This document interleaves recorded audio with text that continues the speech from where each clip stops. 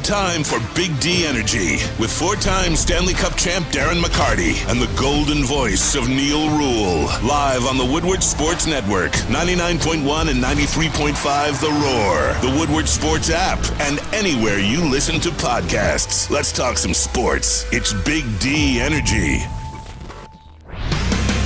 Yo, yo, yo, what's going on, everybody? Welcome back. Big D Energy, Woodward Sports Network. My name is Neal Ruhl. That guy, four-time Stanley Cup champion Darren McCarty. That guy, Detroit sports media icon Terry Foster. That guy, the legend Sam Flannel in the house, who's causing quite the ruckus in the Michigan community because he has labeled Aiden Hutchinson, in fact, a bust. He says it's time to shut it down and get him out of here, right? That is not at all what I said. I will not let you slander me like that. Cut that clip, though. Cut that clip in the back. He had a bad debut, but he's going to come back. He's going to bounce back against Washington with a lesser offensive line and a less mobile quarterback in Carson Wentz. It's set up for him to bounce back. I did not call him a bust. Those people in the back, those bastards. They got you. They did. Spencer Raxter here in the building. Slumming today, I see, my friend. Yeah, I'm here. I'm chilling. Slumming? What do you mean slumming? Because you're out there, you're making moves. People. Yeah, you're out there making moves in the business community and everything like that. Yeah. You got time for little old us? Yeah, I come back. Always got time for the little people. Can't forget about them. You know what? He didn't have trouble.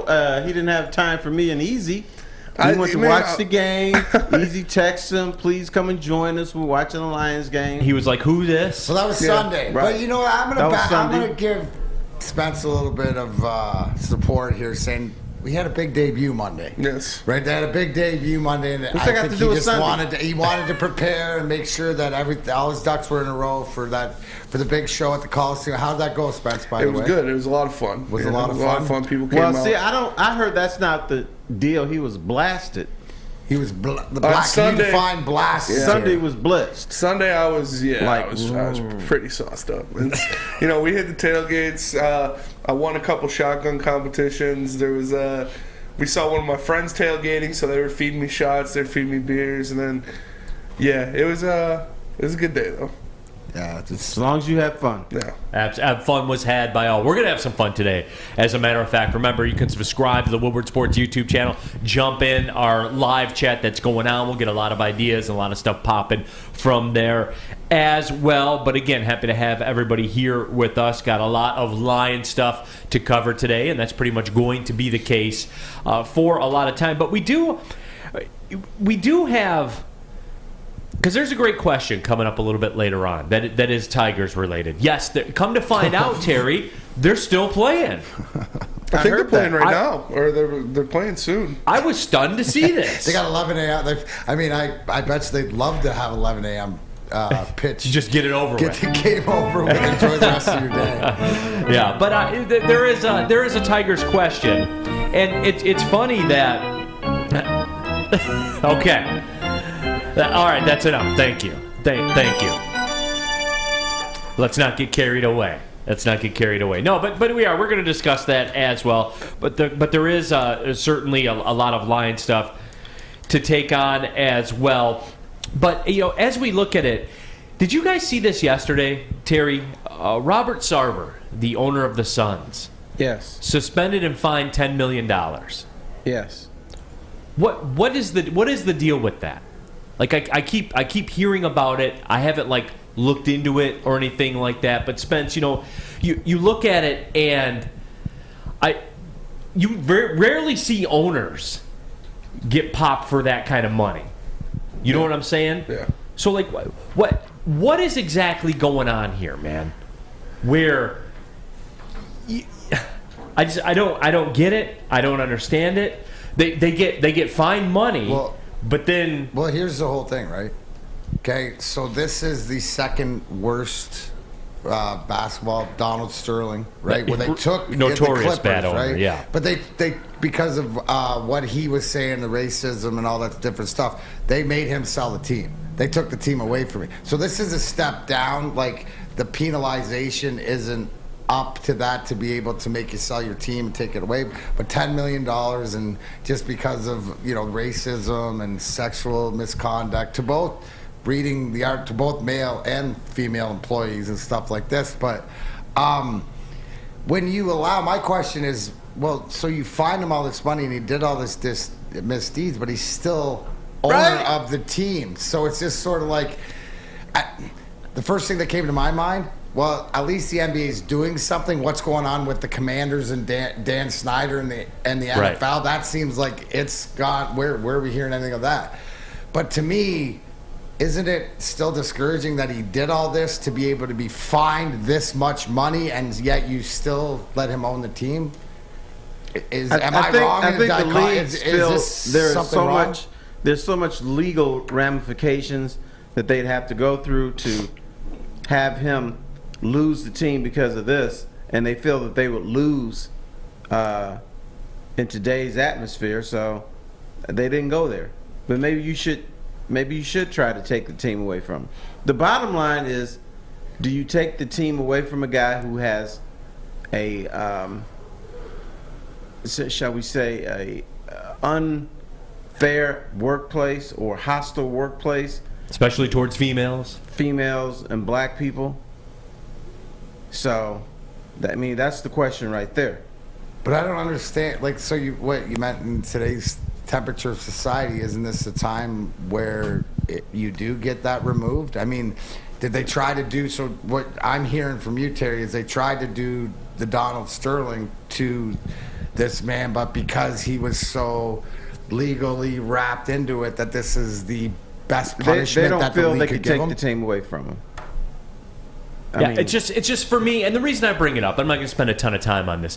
The reason I bring it up is because, so it becomes this big deal. They suspend him, they fine him money, and then we move on. Like, so why are we bothering? You know what I'm saying? Like, I just like to bring it up there. Nothing's changed. Nothing's changed, and really, nothing will change. You cannot punish an owner of a team. You can force him to sell the team so he gets $1 billion in his pocket. So he doesn't have suites, he doesn't own the arena, but he's got $1 billion in his pocket. Is that really the worst thing that can happen to somebody? Give me $1 billion. I'll be fine. So it's almost impossible to punish somebody that owns a sports team. Yeah, I don't, we're not going to do it, like we've proven, we're not going to do anything about it. So fine him his money and move on. I just thought it was worth a mention. You're saying, hey, look what we did. We fined this man $10 million, and he can't come into the arena for a year. Cool. Whoop-de-doo. Right. So I just like to point those things out before we move on. No, but we do have a lot of Lion stuff lined up. Sam Flannel, by the way, is making some waves, calling Aiden Hutchinson a bust and those kinds of things yesterday. Have you had time to process exactly what happened, Sam Flannel? I did not call him a bust. It was those people in the back that made that title. Even though I never used the word bust, I just accurately said that he did not play well in week 1. But I also said that he has the perfect opportunity to make up for it in week 2 against a lesser offensive line, a less mobile quarterback in Carson Wentz. But he has to show us. He has to show us that he can do it. And I think that he will. I never said the word bust. When I saw that YouTube thumbnail, I'm like, oh crap, I'm screwed. I'm about to get hammered, and I did, and that's okay. I can take it. I got broad shoulders as well, just like Neal. I can take it. I always have. You know what it sounds like? It sounds like when I was writing, I would write one thing, and I'd read the headline and said, "That's not what I wrote." But people don't read stories, so they look at the headline and say, "Oh, Terry Foster said that the Wings are never going to win a cup." Something like that. Ever. Says I never wrote that. No, that was the Lions.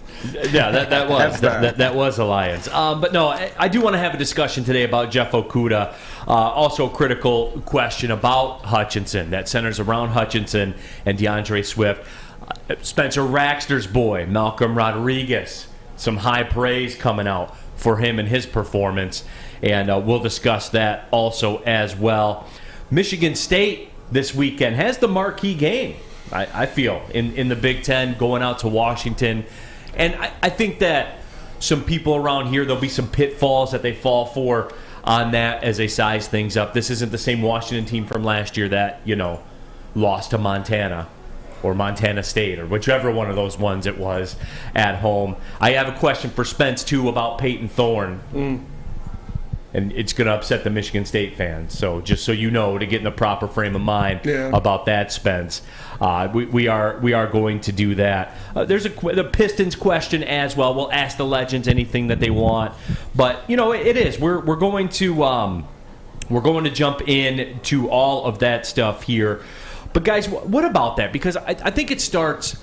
With the Jeff Okudah thing, and for me, watching that game.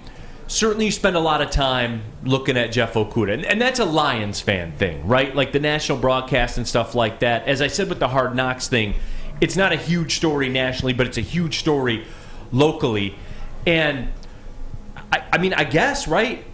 I'm kind of in a quandary with it, because you want to say, yeah, he looked all right, and looks like he bounced back a little bit and things like that. But at the same time, the defense as a whole, and we're going to keep running into this as we talk about Malcolm Rodriguez, Aiden Hutchinson, and things like that. Help me figure this out, guys, because I want to say yeah. Yeah, I want to say yeah. I was digging it. I was digging what happened. But the end product was 38 points. You know what I'm saying? And I know there was a pick six in there. Let me help you out, brother. Help me out. Yes, he played well, but don't think this is, Jeff Okudah is back and Jeff Okudah is going to be this great player. You can't say that, just like you can't say Aiden Hutchinson is going to be a bust. Obviously, this defense has a lot of problems. Guys are going to have up and down games. You have to let things play out. You have to let Okudah play out, because we don't know. We don't know what he's going to be, because he's been out for a long time. Aiden Hutchinson is a rookie. He's going to have rookie growing pains, and he's going to have games where he looks great. So you have to take the good with the bad. But the bottom line is, it's possible for individuals to have good games and the unit look like crap. And that's basically what happened last weekend. There were some bits and pieces that played well, and Aiden Hutchinson may have helped Okudah a little bit. He had no sacks, but he helped either flush Jalen Hurts, out the pocket, or he made him hurry up. So Jeff Okudah didn't have to, be on his guy as long as is normal under Matt Patricia. D-Mac, what about that, D-Mac? Because I guess the question is, I'm finding out, as Sam Flannel's finding out, we live in an absolute society. You're on one side or the other, and that's it. And once your line's drawn, that's it. So do we proclaim that he's back? How does that work? Because I have a lot of trouble celebrating, giving up 31 points. I have a lot of trouble celebrating that. I know exactly how it works. It starts right here with this clock.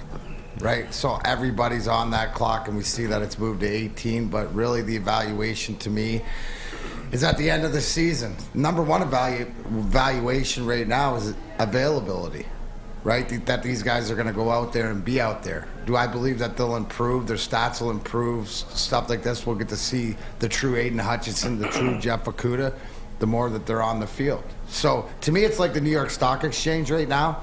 Right, for this 18 games, it's probably going to go like this and a little bit and like that. We just want to see them build consistency. But all things being said, he missed the last year and whatever being the third overall, it was a positive to have Okudah on the field as a quarterback after game one. So I got to sit back and there's going to be, you nailed it, Neal. We're going to have this conversation a lot throughout the season. So I'm going to be consistent, and I'm going to stick with the clock. And after game one, we need more. And it's not the effort from Aiden Hutchinson, because the effort's there, but he's got to be smarter. And then it's got a combination of him being better and the coach is putting him in a better spot. But to Terry's point, yes, if you broke down the tape, probably Aiden Hutchinson's inefficiency helped to somewhat of Okudah's efficiency. Yeah, but that doesn't do it for me, D-Mac. That's why it's 18 games, Neal. So take your one game and break it down all you want and say this is all you have to go on. D-Mac, that doesn't do it for us. That's all you have. Hey. I'm going to tell you how you get out of it a different way is by holding firm to the 34, the two-season game, and watching it. We need a pound of flesh, D-Mac. You ain't gonna. Well, if you We want need a the pound of parent- flesh. You don't have a can't team do that it. you deserve You a can't do pound that of all the flesh. time. My clock But into your mouth. the way I look at There's it, no we're talking meat, it's all about two lean. pieces of an 11-man unit. Let's say these two pieces played well. The defense can still look awful because football, more than any other sport, is a team sport. So you can have outstanding performances, but the unit as a whole will look awful. Or you can have two pieces of a unit look awful, but the unit can be good. So we're just pinpointing and looking at two little individual parts of a total team effort. That's fair. No, 100%. And you know what I else agree we with do? We overvalue opening games, whether it's NFL, Major League Baseball, or Wings. Let's say the Wings look great in their first game, Making the playoffs. making the playoffs.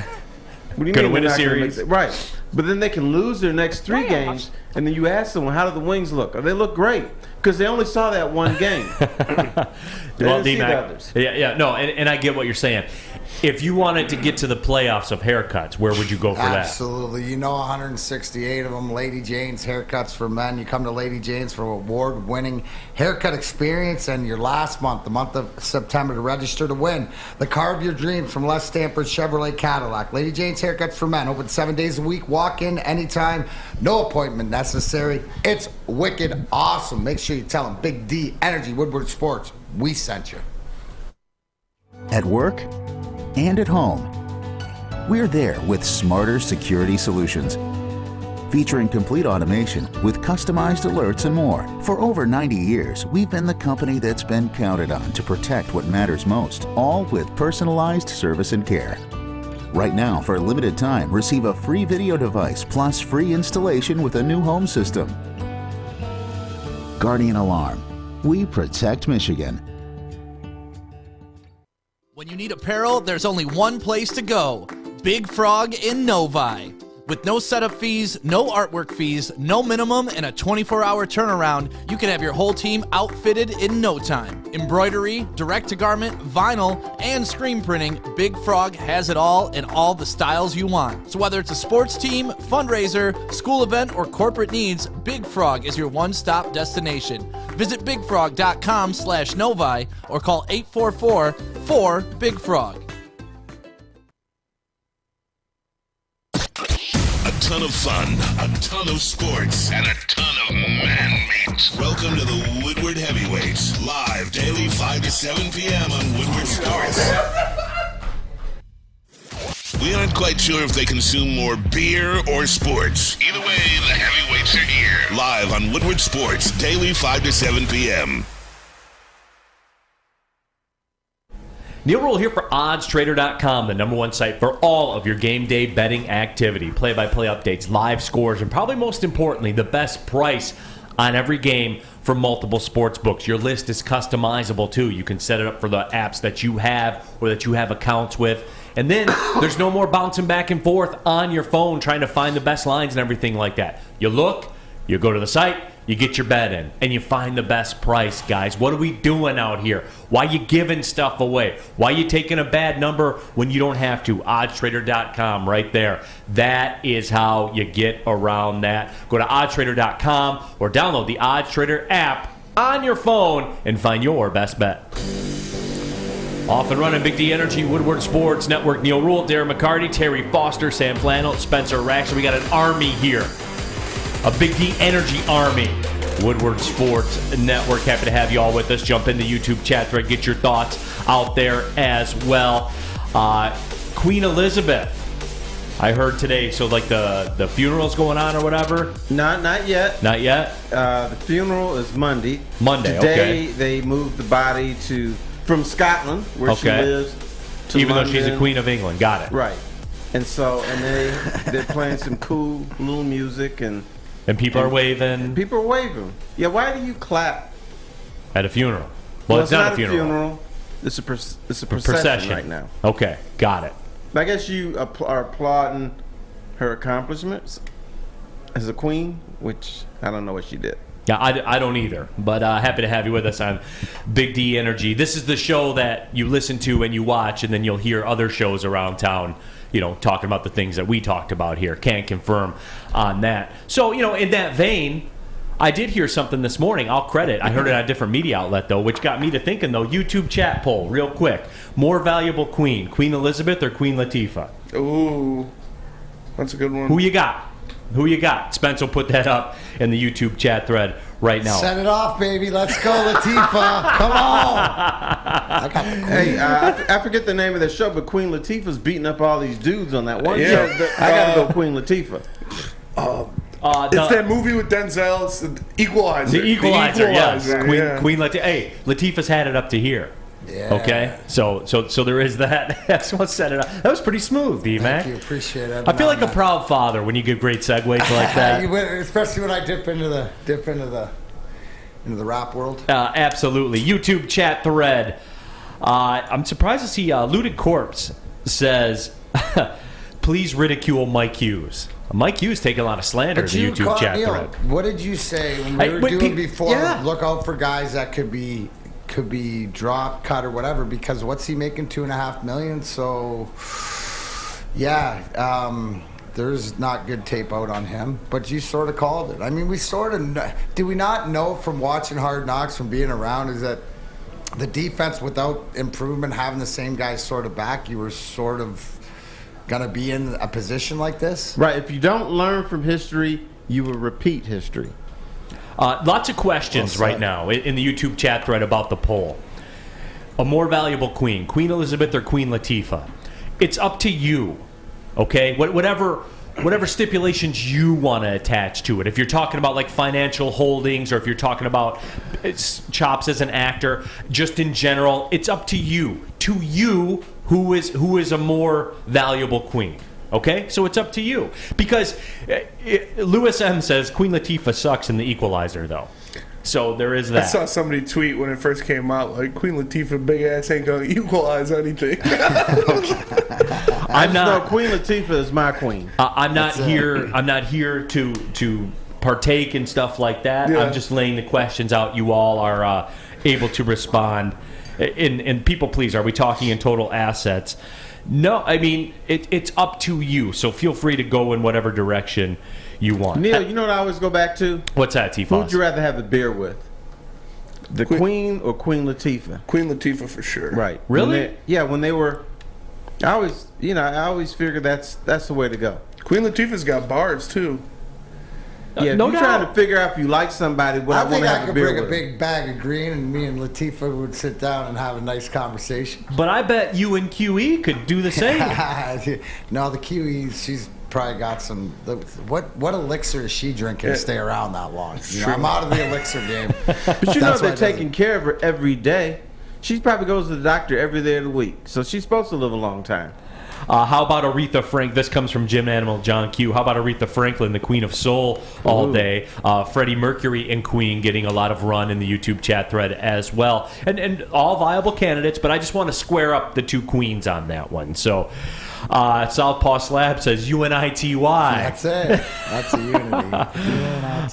Most valuable queen early on, Queen Latifah, 72% of the vote to 28% of the vote for Queen Elizabeth. But, we'll have that running for a little bit. Juice's Ghost says Queen Latifah. And, Terry, I'll go to you on this one. Queen Latifah ain't trying to hang out with any of you white guys. Is that true, T-Foss? No, that's not true. Queen Latifah will mess around with white guys. Absolutely. Yeah. So we get that reputation that black people don't like white people. We do. We hang out with you. We have beers with you. We work with you.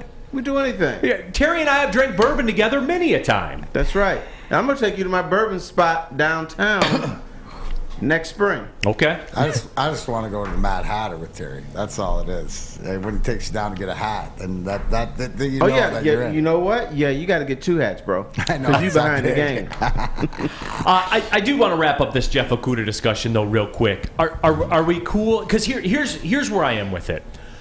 I'm cool with what I saw / work in progress / I don't think it's going to be linear, a lot like D-Mac said. Jeff Okudah, and this came from Al Karsten on Twitter, Jeff Okudah was Pro Football Focus's 16th ranked first, second, or third year corner. This pro football stuff's getting a little out of control. Pro Football Focus is 16th ranked first, second, or third year cornerback in week 1 with the 63.1 grade on 66 snaps. His tackling grade was 82.8. 9 tackles, was ranked first among all cornerbacks in week 1. He allowed 32 yards on 4 catches, a long of 11 yards, while recording 1 pass breakup. I'm cool with it. I am, because, and here's the deal. The contract side, there's nothing we can do like value-wise or anything like that. I'm cool with it right now, D-Mac, as it stands with Jeff Okudah. It's more. I'll say this: it's more than I thought. Well, here's the whole thing too, right? Is he's ranked as a third-year cornerback when really is he only like a rookie? Yeah, I mean games total, right? So putting all the things in, from what I saw, eyeball tests and stuff like this, it's almost like a caveat, right? Where you have a player that's injured that you don't think that was a bust that's never going to come through. Well, you might get something out of him, and what I saw in week 1 is enough. And obviously, you look around in the cornerback room, there's nothing there, so he's got to get every opportunity to be the 3rd overall pick. You know, 1 game in, okay, let's move on to the next one, and he can be better, right? They all got to continue to get better and find out how to collectively be better. Here's the way I look at it. We're not saying Jeff Okudah was great, but at any point in the last 3 years, was he ranked the 16th best anything the last 3 years? Not last year. No. Was he? No. So being ranked, if he's 16th ranked, that's improvement. Terry, where do you give him if that was his 11th NFL game? Right, so little over halfway through, like a first-year guy. For an 11th overall game that this cornerback played for you, forget his 3rd overall pick, right? He showed you enough to start him next week. Right, and it's coming off an Achilles injury. But that's what I'm saying. Which a lot of dudes are like, hey, you know what? Instead of coming back from this, I'll just retire. Dom Rivera says Pro Football Focus is too much. They have so many stats that can make average people look great. It's a good way to get retweets, though. Sam Flanagan, where are you at with Pro Football Focus? Are they a little extra? I mean, they're definitely a little bit extra with some of the stats they come up with. I use them as a gauge from time to time because there are some players whose value, like an offensive lineman, for example, that isn't going to show up in a stat sheet. I think it's good for that, but you shouldn't be married to Pro Football Focus with your analysis. You should use it, you should look at it, you should go off of it and maybe use it as sort of a gauge, but that's about it. You shouldn't take your entire analysis off of Pro Football Focus, and I think all of us would agree with that. No, and it was too, and the legend killer. Mark Royal, it took Slay 2 years to be a good cornerback. And that is true. Like, we forget. Slay had some issues when he started and turned into Pro Bowl. I will say this. I'm content with Jeff Okudah. As of right now, I'm content because, look, I think we've reevaluated our goals for this Detroit Lions season. I think as a collective, I think that we have. And so these become the storylines to me. The Jeff Okudah thing, you have to figure out. And, hey, week 1, so far so good. That's all we got so far, but so far so good. I'm happier. You know, it's one of these, and it's the availability, right? That I see him out there every week. And I think that consistently he can put up stats like that, middle of the road. So you know what I like? Acceptable with that. And T-Foss, you know what I like about it? He did well tackling. And as far as tackles go, especially in the NFL, man, missed tackles are little mini turnovers in my mind because that swings everything in football. How many times do you see it out there in the flat, 1v1? How many times do guys make that tackle when they're on the island? If they miss it, that's 20 extra yards normally, at least, if not 80. So, yeah, that's important too. But here's the thing with Jeff Okudah. It appears, and I'm projecting ahead, it appears he's going to be a solid cornerback. But will he have been worth the number 3 pick in the draft? No. But you can't. There's nothing we can do about that. No, there isn't. But I'm saying he's going to be solid. But you can always look back and say, they could have done something different with that number 3 pick. If he'd been picked later in the first round or the second or third round, we would just say, you know what? That's my man. He's good. But we're always in the back of our mind going to say, okay, he was a number 3 pick, and he's never going to live up to that. But I'm looking for him just to be a solid cornerback now. Be somebody that's helping the team be a solid defense. Right, and I agree, and I think we saw that. Speaking of solid, Cintron is the most solid energy drink out there. It's the official energy drink of the Detroit Red Wings, and right now they've combined all three of their delicious flavors into a limited edition 6-pack sampler box with a Red Wings theme. Try Cintron's great-tasting cranberry, classic and sugar-free, all in one package. Go to CintronWorld.com/Red Wings to order yours today. Get energized with Cintron, and let's go Red Wings. Hey, this is Mr. Kearney, Chief Academic Officer at Academy of Warren. I want to welcome you to the brand new field house. The state-of-the-art facility has a regulation basketball court, volleyball court, soccer field. It can be used for 7-on-7 football. Our K-8 academic features AM, PM, latchkey, small classroom sizes, Learning Street, futuristic media center, free breakfast and lunch, Houghton Mifflin curriculum, academic games, K-8 athletics, and more. Enroll today at academywarren.net. Game is won in the trenches, and our big fellas don't mess around. The Woodward Heavyweights on Woodward Sports. For a limited time only, all new burgers and loaded fries at Big Boy.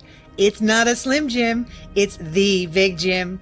The chili cheese is such a tease. Guess what else is new? The bacon blue. How about upgrading those fries? Chili cheese fries, baked potato fries, nacho fries, what will it be? Satisfy those taste buds at Big Boy. Neal Ruhl here for the Monroe Street Midway, brought to you by Bedrock. Still popping until September 25th. You have time to experience downtown Detroit with roller skating, mini golf, art, live music, food trucks, and more. A fun, safe event for everybody, ages 1 to 100. Maybe you're going down for a Tigers game. You decide, hey, I don't want to go to that. Go kick it over at the Monroe Street Midway. You'll run into Sam Flannel and his in-laws there. They'll be hanging out every single night until September 25th. Go to deckedoutdetroit.com for more information. Again, deckedoutdetroit.com for more information. See you at the Midway. Back at it, Big D Energy, Woodward Sports Network. Neal Ruhl, Darren McCarty, Terry Foster, Sam Flannel, Spencer Raxter. Speaking of the Midway, Mike G, Cintron is max. It ain't mid. Can confirm. I certainly do agree with that. Lamico Cardenas says, Neal is right. I can't stand when I constantly see defensive backs missing tackles. It drives me crazy, too. But, I mean, it is hard to bring these guys down. That's like saying, hey, go stop Connor McDavid. Oh, well, okay, cool. Well, it is with some of the best in the business, at least just to get some of the best corners in the business, at least hold these guys up, right, and let everybody else come in. I think that, you know, that's one of the biggest things, right, that we're looking at is that, and you pose the question, right, who's more important to this team, Aiden Hutchinson or DeAndre Swift? And I think that, for me, to answer that first, it's DeAndre Swift because of the fact as Aiden Hutchinson figures his way out, they got bigger issues on the defensive front. Nobody's really brought up to how did Philly, I'd be interested to ask Nick Sirianni and Philly how they schemed for Hutchinson, because obviously whatever they did worked. So they got tape on Hutchinson. It's more the defense is more of a whole than it is one individual making a big difference. I don't think he can have an Aaron Donald impact like Aaron Donald and the Rams. To me, it's DeAndre Swift. I think he proved exactly what Sam Flannel was saying if we give him the ball. Now it's about availability. Obviously, we want him. I seen it in the chat. Yes, out the tosses out in the flat or getting him running wide where we get smaller guys, the secondary guys, putting a body on him instead of 300-pound guys or the linebackers from running inside. But to me, I think that, you know, he's everything that he's been advertised. It's all about availability. All right, absolutely. See, dude, I don't even think it's close. It's Swift. It can have a bigger impact on this team. To be quite frank with you, I don't want to see this sorry-ass defense on the field ever. So, in other words, give the pill to Swift. Let them have 6- and 7-minute drives. Even if they don't score, I'm okay with that. Because that defense is not on the field.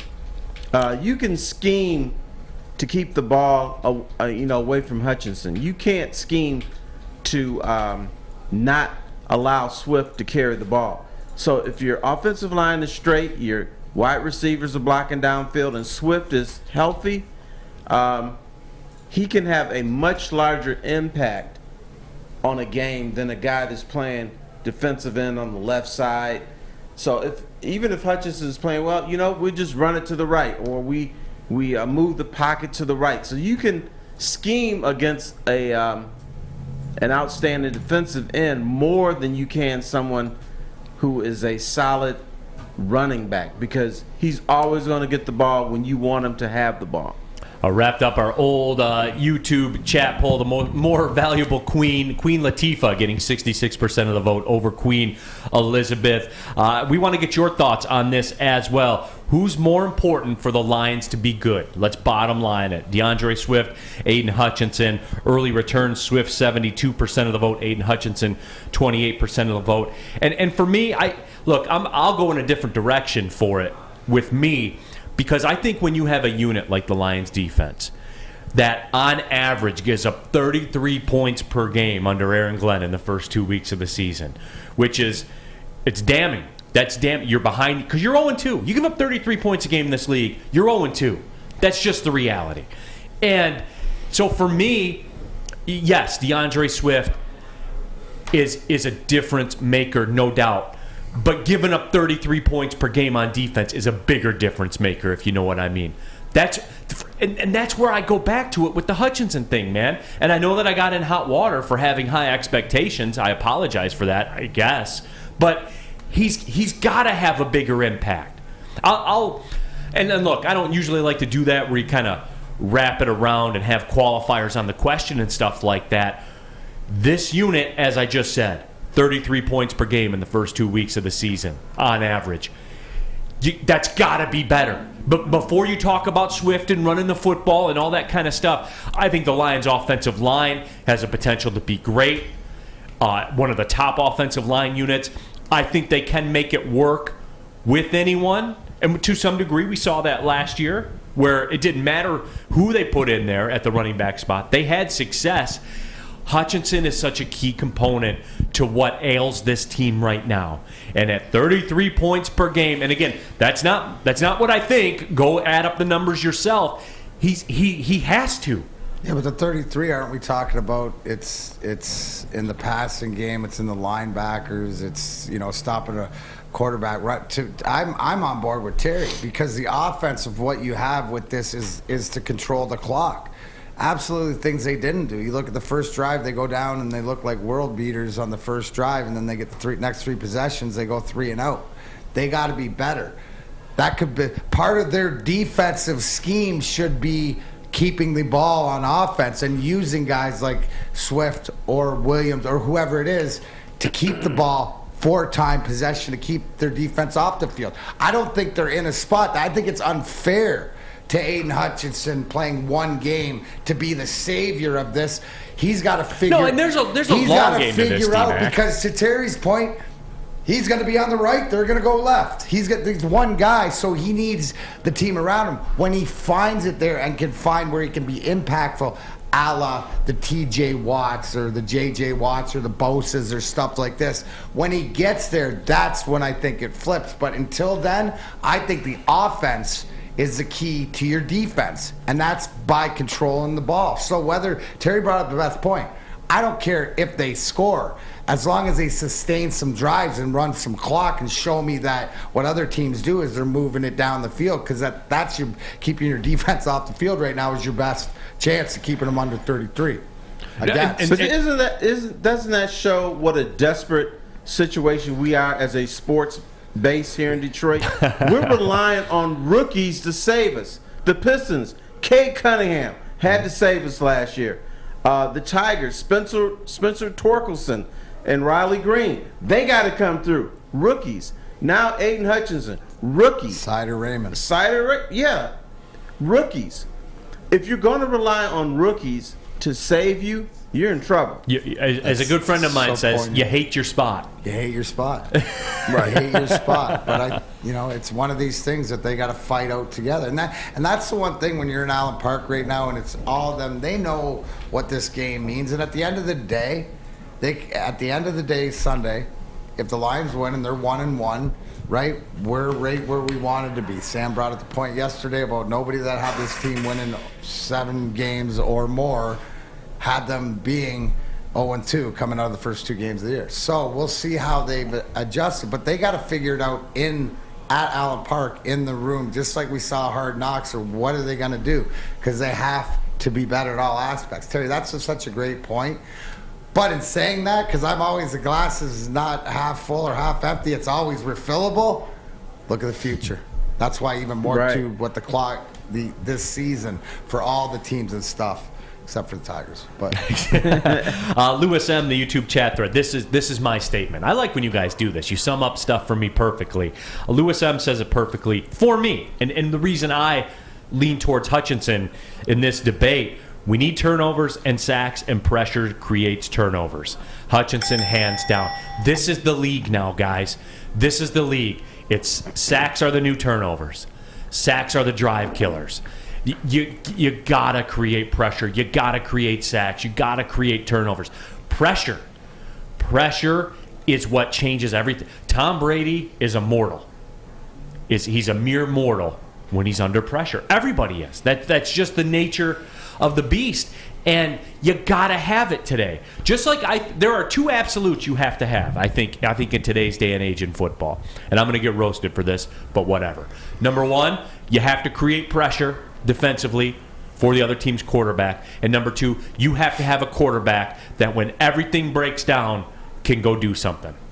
Make a play. That can make a play. With his arms or his legs. I don't care how you do it. And more so these days, it's the guys that make the plays with what? Their legs. I mean, and that's where we're at in football right now. Today's day and age, Terry, of NFL football. And this is, you've heard me say this before when we talk about basketball, where basketball has shifted where give me the 5 best athletes and we'll figure out the matchups, and give me a matchup that I have the advantage in and we'll ride that till somebody else reacts to it. Just give me the 5 best athletes. Terry, NFL football is the exact same way right now. Give me the best athletes on the edge. Give me the best athlete at the quarterback spot. It's an athletic contest, Terry. It is. But with that said, when you don't put pressure on the quarterback, do you know who's been the most dangerous guy against the Detroit Lions for the last 3-4 years? Mitchell Trubisky. Yes, exactly. Mitchell Trubisky, who's a scrub. But do you know why he kills the Lions? They don't put pressure on him. They let him do whatever he wants to do. They let him look with that stupid-looking smirk on his face. I mean, Mitchell Trubisky, that guy. Mitchell Trubisky is a lion killer. Just got T. Foss to drop a TLC reference. He did. He don't want no scrubs. We're playing against the football team. I like it, though. Hey, guys, but you know... Speaking of no scrubs. Speaking of no scrubs over here. Yeah, it's time. Guardian Alarm, you know, they keep you safe and give you peace of mind, whether you're at home or on the road, with their 24/7 local monitoring. Make sure what is important to you. Stay safe. So please give them a call if you want to be part of the Woodward Sports Network family. 1-800. Stay out. That's 1-800. Stay out. How many straight days of flannel? 131. 131 straight days of flannel protection. Give them a call. 1-800. Stay out. Get Stay out, out Carson of my Wentz. You're going to house. get dominated. Yes, absolutely domination. Guardian Alarm, your local security experts. Tell them Big D Energy. Woodward Sports, we sent you. Hi, my diamonds. It's Crystal with an X. You want to get hot and perfect like me? Here's my super easy routine. Drink at least a gallon of water before you wake up. Attach a weight to everything in your house. Hello? Sell your car and just sprint everywhere. Scream when you exhale. Don't follow Crystal with an X. Do your own thing at Planet Fitness with tons of equipment and free fitness training in our clean and spacious clubs. Join now for just $10 a month and cancel anytime. A ton of fun, a ton of sports, and a ton of man-meat. Welcome to the Woodward Heavyweights, live daily 5 to 7 p.m. on Woodward Sports. Detroit's downtown summer playground is back. Open all summer long, the Monroe Street Midway. Enjoy roller skating, free Wi-Fi, food trucks, art installations, and so much more. Don't forget to take advantage of the basketball court, putt-putt, and, of course, family programming all summer long. All art installations are done by Detroit artists, and it's a fun, safe event from people 1 to 100. Go to deckedoutdetroit.com.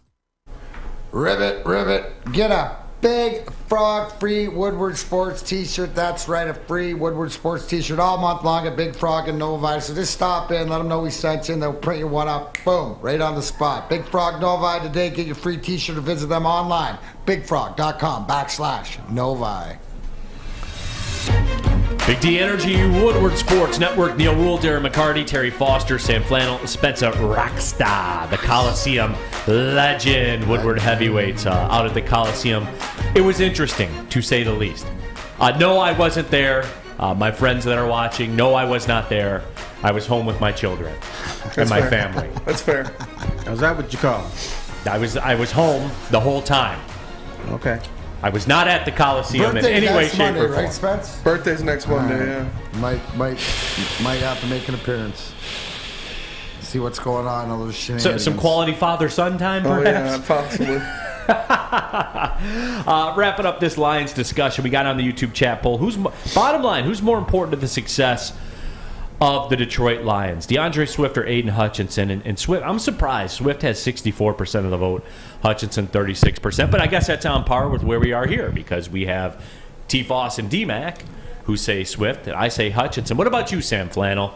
I'm going to go with Aiden Hutchinson for a lot of the same reasons you said, Neal, because in order for this defense to even be passable, Aiden Hutchinson has to do his job, and he has to be good. He has to create pressures. He has to get sacks. He has to at least bother the quarterback and make him throw it before he wants to sometimes. With DeAndre Swift, I'm as big a fan as anybody, as all you guys know, but running backs in a lot of ways are more of a dime a dozen. You can get a replacement in the backfield. Especially with a great offensive line. Yes, that can run behind that offensive line. I mean, Craig Reynolds did it last year. Godwin Igwebuike did it last year. Jamar Jefferson in short spurts did it last year. But Aiden Hutchinson, having a valuable edge rusher is one of the most valuable commodities you can have in the NFL. I mean, who's the most valuable player on the Browns? Myles Garrett. Who's the most valuable player on the 49ers? It's not Deebo Samuel, it's Nick Bosa. Who was the most valuable player on the Texans back in the heyday? J.J. Watt. If you have a dominant edge rusher, that can change this whole defense around. And I think Aiden Hutchinson will be one, but he didn't show it in week one. But if he does, that's the only chance this defense has to be good this year, or even passable. Well, that is the case in San Francisco. That is the case in other places. But when you decided your bread and butter is going to be the running game, the offensive line, and controlling the clock, that automatically makes that the most important thing. Yes, Aiden Hutchinson has to play well, but, you know, once again, if you, let's say that you're able to control clock, you don't score, but you're either, don't score a touchdown, but you either get a field goal or you pin their offense back inside the 10-yard line. Chances are they're not going to score. Now, even Aiden Hutchinson is awful. They're not going to score. But I just think this team is different than most other teams because of what they've decided to do. Now, if you get a new quarterback and your wide receiver room is improved even more, then that changes. Then Aiden Hutchinson becomes the most valuable guy as far as Swift and Hutchinson is concerned, because now you've changed the narrative of this team. If the Lions are going to win this year, it's going to be because their running game is stout. Now, I ask you this question. Do you think this team can be a winning team or close to winning team if you're just going to let Jared Goff loose? No. No. Hell no. You couldn't hold Spence back. Yeah. I know. Spencer's all right. No, because you're talking about, like, just let him sling it and stuff. No, it's got to be sort of this controlled offense. And to your guys' point about by committee, I don't think they have the luxury of doing it by committee because of what Swift offers you out of the backfield, not only with the running, but, you know, catching the ball and stuff like that. To me, it's more apparent that, you know, Aiden Hutchinson needs some help. You know, like he needs that linebacker or that guy on the other side, whether it's supposed to be Charles Harris or Bryant or whoever it is, to give him some help. All the other guys, the best rushers around the league, have some sort of help, whether you want to admit it or not. So that's why it's more of a unit thing. On the YouTube chat thread, seen a lot of these, and Steve Russell says, is Matt Stafford a running quarterback? And I'm guessing this goes back to my athleticism comment. But that was twofold. And what did that game come down to at the end? Aaron Donald. What does he Best do? athlete on 300 pounds. If you want to go watch that last play too, because Jamar Chase had friggin' Jalen Ramsey laying on the ground. Right. Right. If without that split second, Joe Burrow has a split second more, and it's a different story. Real quick, too, T-Foss, you're catching some heat. Paul Thomas, T-Foss is killing me. Trubisky's a starter in the NFL, haha. Not a scrub, looted corpse. T-Foss doesn't even need to say anything more, just Mitch Trubisky. Mitch Trubisky is a scrub. He's a bum. How about he's scrubbish? He's scrubbly. He's scrubbly. Yeah. Scrubbly. Except when he plays the Lions. What happened when he locked up with Joe Burrow? Yeah. Joe Burrow threw 4 interceptions. 4 interceptions, was sacked 7 times. Well, again, so since he's D, and they won by 2 points. Pittsburgh's D got it done. No, I know. I'm being that dude right there. That's fair. I am. I'm being that dude right now. Really quick, just one more example of the whole Swift versus Hutchinson thing. DeAndre Swift had the best game of his career this past Sunday, and they lost in part mostly because the defense couldn't stop anybody, and part of that was Aiden Hutchinson had absolutely no impact on the game. So that's an anecdotal example that DeAndre Swift can absolutely ball out, but if you can't stop anybody, you'll still lose. More yards per carry than any Lion in the history of the franchise. Lions Door Die on our YouTube chat thread. Give this team 4 to 5 weeks before you pick them apart. Guys, A, we got nothing else to go on, and B, if they do lose Sunday, I don't think anyone's going to that 4 to 5 week window that you're asking for right there. It's as real as it gets this Sunday. There'll be a lot of the sky is falling. I think if they lose, I think it would be an absolute disaster. And I know, Neal, you agree. 100%. Yeah, it's done. Any aspirations they have are absolutely done. Let's start tanking, honestly. They're favored for the first time in 24 games. Yeah, finally favored. T-Foss, you brought that up. Yes. That is an unbelievable stat. The first time the Lions are favored in 24 games. And you know what happened the last time they were favored in? They lost by 20. 20-0. No. Yeah. But it was on the road. That's fair. No, but so think they're about at home. But, it goes back to what we talked about earlier this week. Commanders must win. Yes. If they don't win that one, first of all, last year, 7 teams started 0-2. None of them made the playoffs, even though I don't expect the Lions to make the playoffs, even if they win. Secondly, how disheveled will this fan base be? There's going to be a whole bunch of people that still support them, but there'll be some more that gets off the Lions bandwagon. So to add stability to this place, you do need to beat the Commanders. Looted Corpse in the YouTube chat thread says, yeah, Neal, don't do your job for the next month. Exactly. I'd love to go do some freelance work for ESPN and cash the check and everything like that. That would be great. I'd be remiss. Tammy Chin getting a lot of love in the YouTube chat thread. We didn't put Queen, because Tammy Chin is the queen of the Big D Energy chat thread. We didn't put her in there because we didn't want to skew the results. We knew who would win. We knew who would win that poll if it came down. Well, don't we want Tammy Chin just to be a regular person? We don't want her to be, walking down the street with a scepter and all that kind of stuff. We want to be regular folk. Yeah. Mark Walston says, can we give some love to Frank Ragnow for doing a great job versus Davis? And yes, but we don't care about centers. But he did well. He was injured, but he played a good role. He did. No, he did. He was out there. He gutted it out and things like that. You know what's an interesting number, though, about Jordan Davis? And there was a lot of debate, right? Jordan Davis was a hot topic of conversation on draft day. I think I read somewhere the Lions had almost 7 yards per carry when Davis wasn't on the field, and it was less than 3 when he was on the field. Yeah, plugging but it up the middle. What's the thing? What's the thing about Jordan Davis? He's fat and out of shape. He can't be out there all the time. If it wasn't for that, Jordan Davis would have been a much better pick for the Lions, their second first-round pick, because then he would be the dude is a bear. He's a beast. The problem is he can't be out there. Some updates from Lions training camp right now as we speak. Our own Lions reporter Madeline Miller sends to us a couple updates. Frank Ragnow not practicing today. Had a flare-up in his groin, I guess. That you can read that a couple of different ways. Vaitai had back surgery yesterday. Still hoping he comes back this season. Ooh, yipes. Damn. That's not good. Justin Jackson signed to the 53-man roster. So appreciate Matty Miller keeping us up to date on that. Eminem. It's a bad girl. Yeah, but we knew it, right? We knew. What was my caveat when we talked about this in the season previews and stuff like that? For every Ryan Ermanni out there that had him at 11-6, I said, you're assuming everyone stays healthy. Injuries are undefeated. They happen to everyone. Availability, and when you lose your best, when you're losing guys off your best unit, they're supposed to be the stalwart, backbone of your team and the offensive line. That doesn't help either. So, Sam, you brought up a great point, though, right? Like, just to the fact that if we thought that, we got nothing out of Hutchinson, it's only up from here. It's not the effort. It's got to be smarter, and it's one of those things.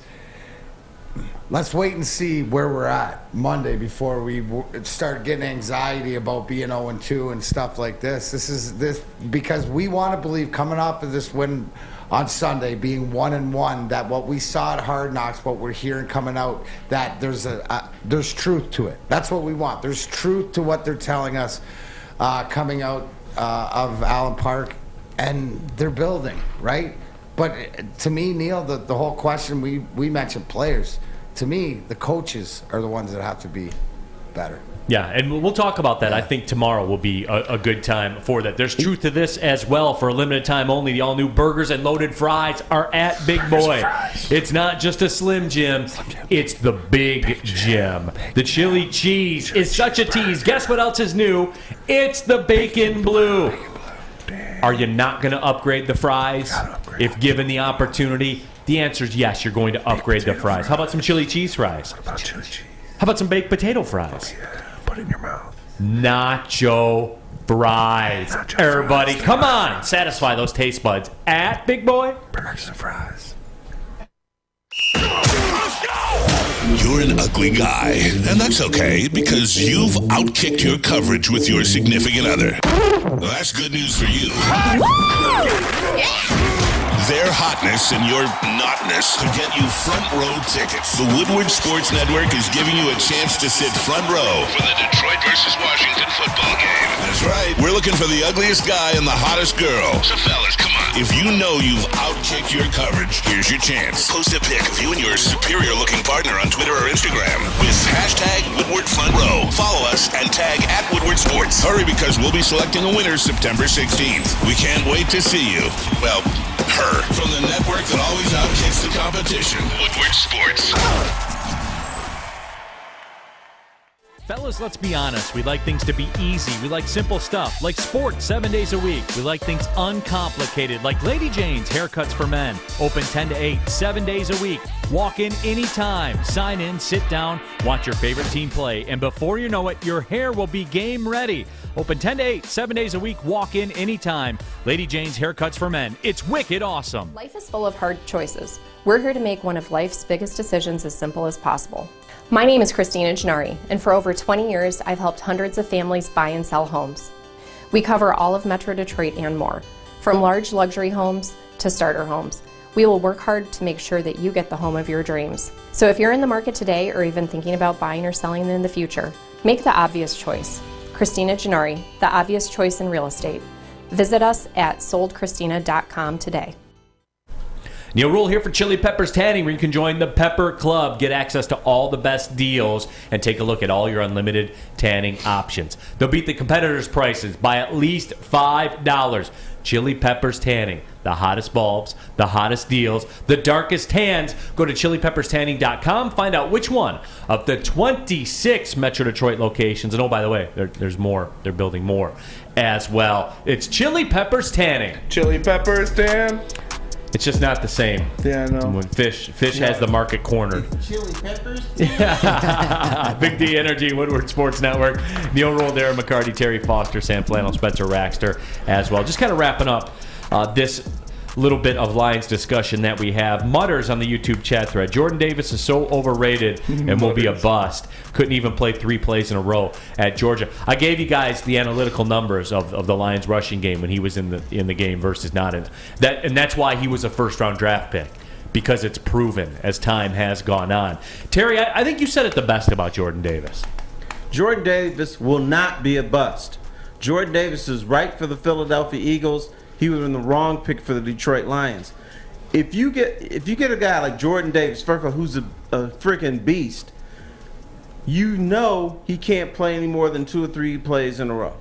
So what you do is you play him a little bit. You kind of stockpile this guy if you're a good team, and then you build him up into a guy that has more durability, who's not as fat, and then allow him to be a beast more plays than not. But you have to build up to that. And so you may have to have him in your system for 2 or 3 years. You stick with him. That's why it works for Philadelphia, because the Philadelphia, they don't really need him. Now, for the Detroit Lions, Jordan Davis would have been the wrong pick, because the Lions need him to come in and be a stud for a lot of plays in a row, and they can't afford just to sit him after 2 plays. So Philadelphia can sustain that. They can groom him, and in 3 or 4 years, Jordan Davis is going to be a beast, because that team, first of all, he'll be in a team where he's going to have peer pressure. Training staff is going to be on him. Coach is going to be on his ass. They have diet plans. They have all things in the NFL that can turn this guy into a monster for 60 or 70 plays a game. Well, he's fine the way he is, man. Like, the analytics bear that out. But professional sports, man, where you go determines everything, doesn't it, Darren McCarty? I think that in this conversation, we go to the bottom line to Braylon Edwards and ask him, like that. There's a perfect example of where you end up with opportunity. And sometimes it's organizational, and other times you get drafted to the Detroit Red Wings organization, and you got to fight for a spot. Nothing's given to you. Different places like that. Other places, because of where you're drafted, you're automatically given every opportunity. So, again, but here's the old adage, Terry, right? Just because you have the money to own a team doesn't mean you run a team properly. You know what I'm saying? It's right. Like where have we seen that around here? We started talking about, right? You start talking about the NBA and what happened with the Suns owner. You start talking about different things. You look around the NFL. You look at this Washington team. Why? You know what is the most embarrassing part? If you don't beat this Washington team, because of the dysfunction they have. So forget the football, where you think you have a better football team, and this is something we should show.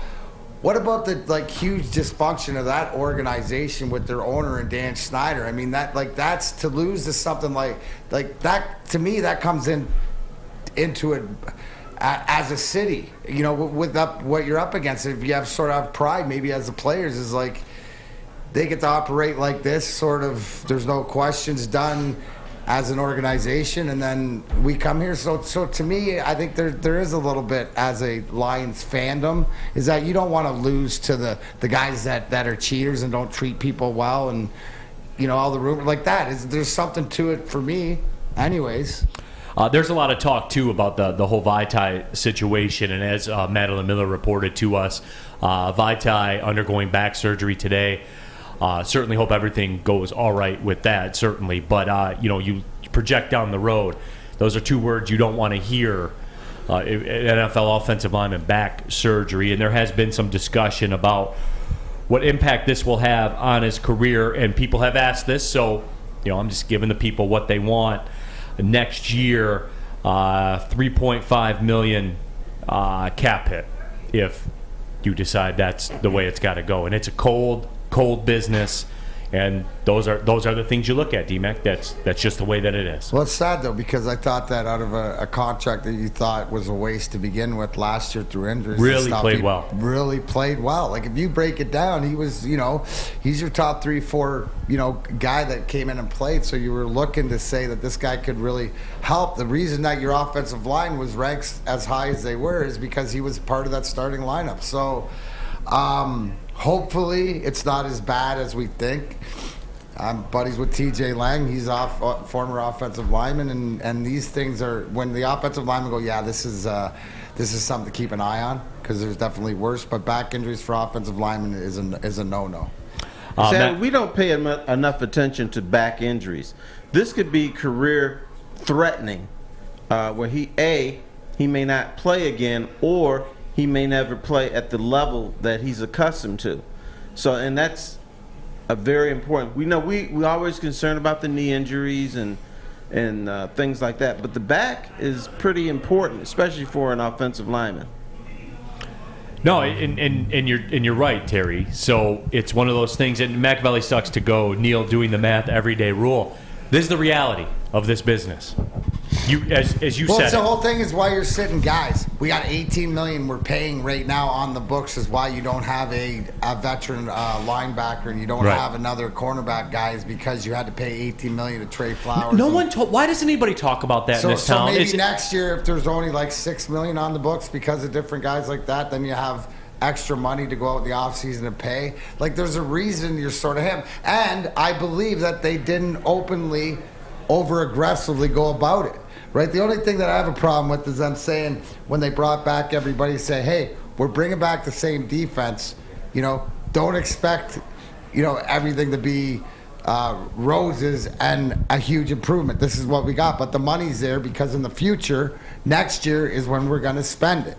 Oh, okay, as a fan, that instead of going, well, we're bringing all the guys back and we're going to do this, getting us excited that this is the group when it's really not the group. Right, and Terry, look, I know you hate money, and I know you hate it when I talk about salary caps and cap space. You hate it. I know you hate it.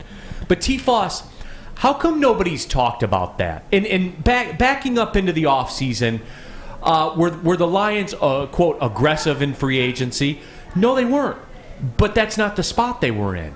Because they wanted to take this bitter pill that they had to swallow in Jamie Collins and Trey Flowers this year and be done with it. That was the tax this year. How come when I listen to people be critical of Brad Holmes, and I got it a lot yesterday, when we put those clips out of where I'm already in the Brad Holmes camp, he showed us already to whereas Dan Campbell hasn't with his ability to coach, Terry. I want to know, why don't people understand that they are giving $18 million to Jamie Collins and Trey Flowers? Why? Because he's out of sight and out of mind. That's why. But he's not out of sight. Check the salary listings. He's there. He's very much there. Okay, but B, they didn't think this team was going to win or be a playoff team this year. So what you do is you take your medicine this year and so swept under the rug. Now, if people thought, and I'm not just talking about the Slappies, but people really thought the Lions were a playoff or a championship contender, then that becomes a bigger issue. This is year 2 of a throwaway year. Not saying they're going to win 3 games this year. No, I think they'll win 7. But bottom line, no playoffs, and they're building for next year. So you just, you'll get more, shall we say, garbage off the books by next year. That's why this is not talked about much right now. Yeah, and it's except by you. Well, Cupcake. I think it's brought up here is where, like Cupcake says, that's sort of your niche, and you bring a bigger picture. The reason, Terry, that a lot of people don't care or don't even look behind the door to see, oh, here's the contracts, here's the money. This is why. I don't care right or wrong. They're going to worry about the wins are there. But when you can explain the why they're here or this is what Brad Holmes was thinking, the bigger thing as time goes on, right, where I see is who's Holmes going to separate himself from, right? Like you just said it, and I agree most Lions fans are happy with the job that Brad Holmes has done so far, the team that he's put together, what he's done in that aspect. Now, to the coaching part of it and to the game part of it, they're not happy. But is that like I said, we'll get into it more, is that the head coach thing or is it individual coaching, coordinators, offense, defense? Because what did we learn last year?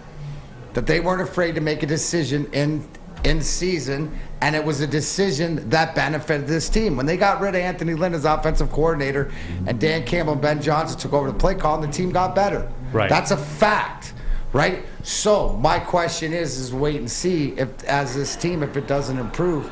Brad Holmes is sort of the savior, the guy that's sort of safe, the guy that's proven his mettle so far, right? Dan Campbell and the rest of the coaching staffs and coordinators, to me, they haven't.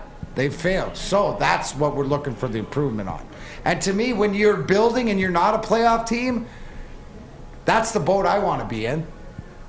It's a building boat. We're getting there. You're taking all the holes out of it so the water doesn't come in like it has been. But it all makes sense when you recreate it. To your point, Brad Holmes will win a playoff game here eventually. Yeah, and that's where it all makes sense to the grand scheme of things. That's why there's 6-year contracts for these guys. It's easy to see if you're looking for it. And, Cupcake, I appreciate that. I do. I just try to flatline it, right, to where – because I'm not the smartest guy in any room, trust me. But I try to figure out a way. That. What's that? I don't know about that, buddy. Well, hey, low key. I want to make it make sense. And so just to give you a frame of reference, next year the Lions have $300,000 in dead cap money. $18 million this year, $300,000 next year. So if you do have to trim a Vaitai or a Mike Hughes or somebody like that, you can absorb that and you can move on and reset it and keep it pushing.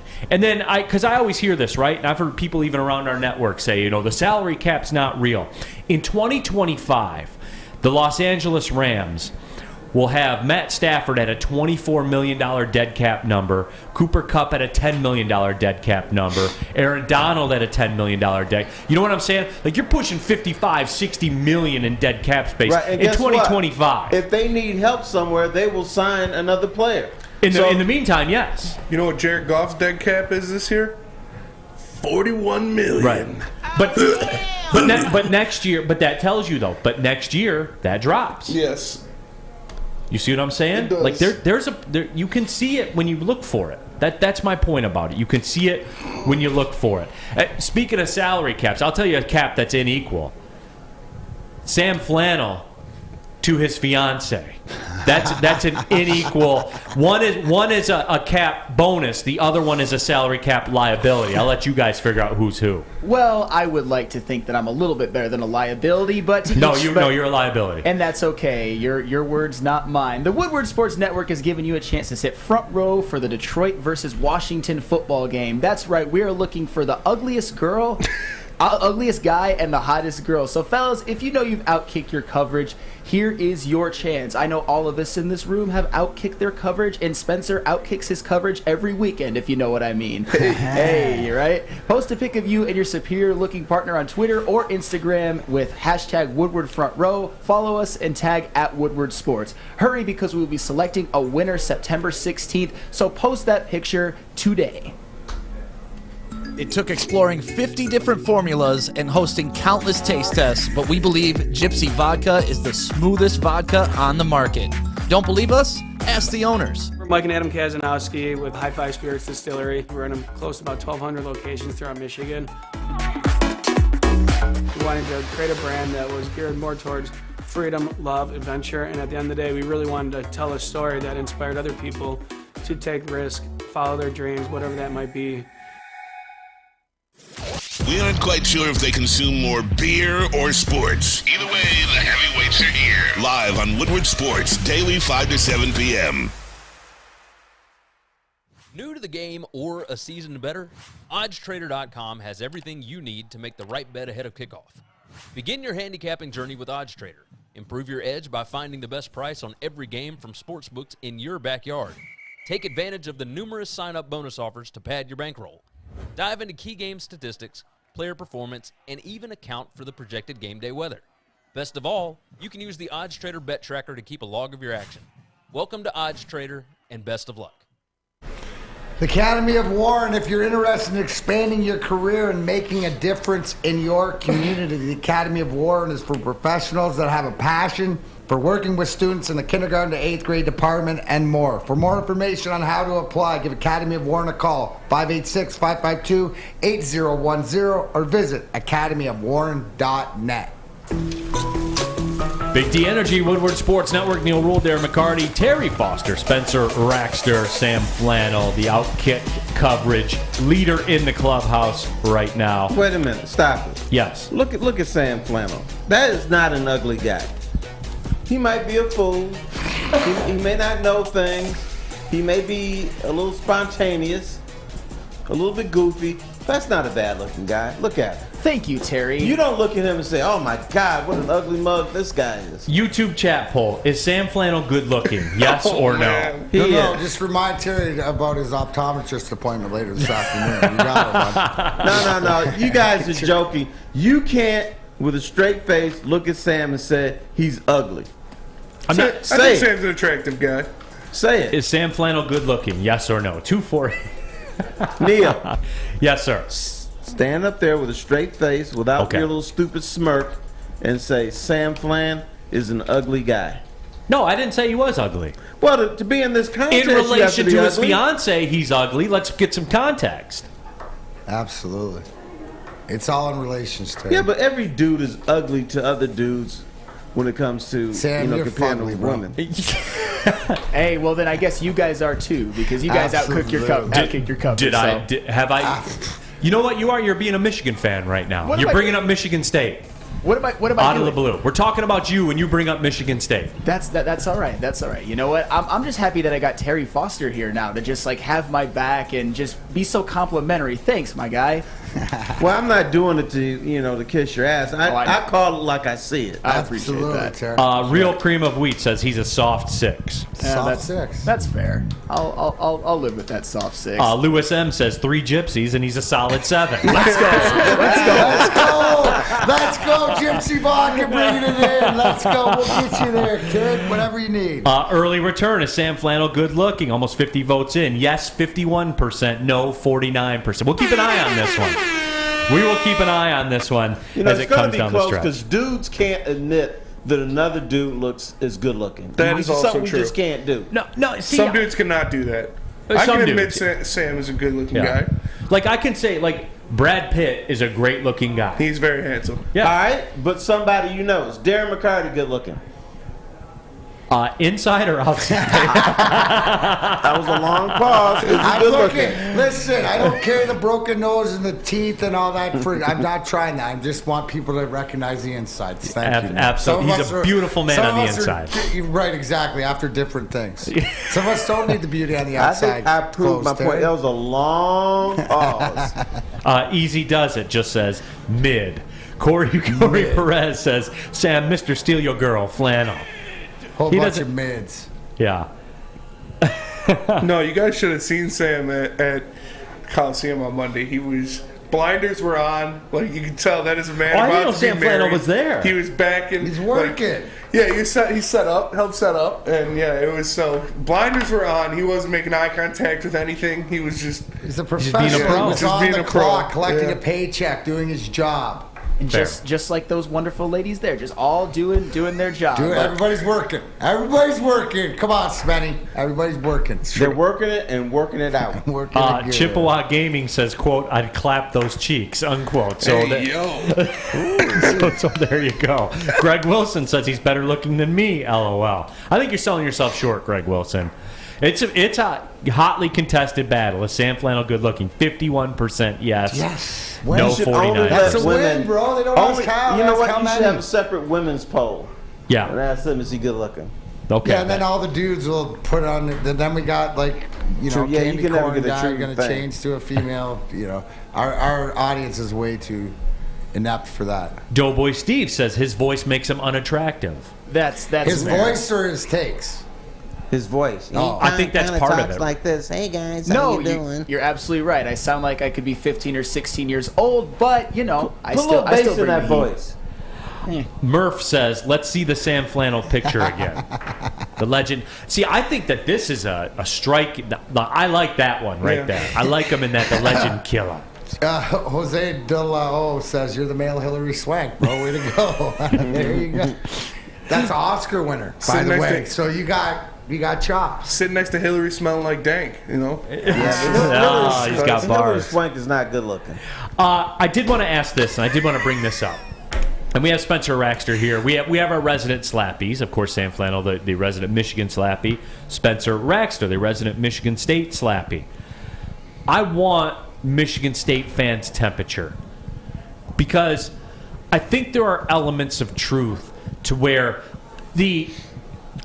I shouldn't go this way. Go ahead. You've already hung yourself. Yeah, I know. It's too late. I can't put the toothpaste back in the tube. I think there's an element of Michigan fans with the Mel Tucker contract that as soon as he signed that said, okay, the expectations rise. Yeah. If that's the case, look, this is a tough game at Washington. It's all Big Ten teams never do well when they go out to the West Coast. That always has seemed to be the case. And I'm curious to get Terry's take and D-Mac's take on this, but I'll go to Spencer first. You know what, man? I don't care. If Peyton Thorne's a good quarterback, then you go win that football game. It's Washington. And it's not the same setup Michigan had last year, granted. When Washington was coming here and they had lost to Montana at home, this isn't the same Washington team, so it's not the same setup. So I don't want to hear any correlations for that. I don't care. Yes, it's tough. Yes, it's a road game. A, if Peyton Thorne's a good quarterback, and B, Mel Tucker's a good coach, you should win this football game. Am I reading too much into this? No, you're definitely right. Okay, so that's where you expect to win. I expect to win, yes. Okay. Can I ask this is this game, to me, is it like the Miami game last year where you were traveling down on the road and even though they weren't what, the history of them were, but to go on the road to a Miami or to go on the road to a Washington, you're traveling, you're taking that meant something, right? That win meant something. To me, I look at this game It meant just something like until they won. Then it didn't mean anything. So, but I thought I was just talking personally. Yeah. It still did mean something. Like it was on my radar that Mel Tucker, that there's something there. A lot of the lines we're looking for just a spark. And is it the end all be all like being the top SEC team? No, I'm not making that point. But it's the steps along the way. A lot of the times it's what we're looking for the Lions to do against Washington. Isn't it funny? Both Michigan State and the Lions are playing Washington. Nah, hey, I see what you did there. Right, but it's sort of a games that if this team, if the quarterback, if Michigan State is to make, this is part of that stepping stone, just like the Detroit Lions. So, hey, there it is. D-Max parlay. Take Detroit and State to beat the Washingtons. To beat all the Washingtons. Beat all the Washingtons. YouTube chat thread 9 Drinks says you're supposed to hit puberty before 30, Sam. Doughboy Steve says maybe it's the cadence in the way that he talks, the way he delivers things, LOL. So it's the tone, Doughboy Steve. It's the Sam Flannel tone. I think that's what it is. You know what? He doesn't speak with confidence. There's not enough confidence in his voice. It's like he's tentative. Well, I don't think he's tentative because he's always got the facts. Oh, So it's almost like he reading. said It's almost like stupid stuff, but he's not sure of himself. He's reading off the ticker tape. Like he's got his back. He will back his argument. It's there. It just comes out like the ticker tape. Rack on the YouTube No chat emotion. thread says, I think this is a prove-it game for Thorne. He hasn't looked good yet, but he can prove he can play up to the competition. And that's exactly what I'm driving at, Spence. Because, yeah, and maybe I'm expecting more than most. No. But there are attachments to that. When you so I guess I agree with the Michigan fans to some degree where with Tucker and with the contract, that changes things. That changes a perception. Yeah. And these are the kinds of games. And I do think what D-Mac said is right. I do think that, and Terry's right, the Miami game last year was kind of a free roll, I think, for Michigan State and their fans. If you win, cool, you get the spoils. If you lose, hey, it's the U. It's 90 degrees down there. It's tough. And then they won. Yeah. And you didn't quite know what you had in Kenneth Walker at that time. But you know what you have in Peyton Thorne. Mm-hmm. And these are the games as a quarterback. These are the games because he hasn't been good. Yeah. No, it's true. We've expected more of him this year. He didn't. It's not like he's been bad either. He's made some plays when they were there to be made, but we want him to be more consistent than he's shown us in these first two games. So, setting the single-season touchdown record last year in his first season as a starter, that is impressive. That sets a bar.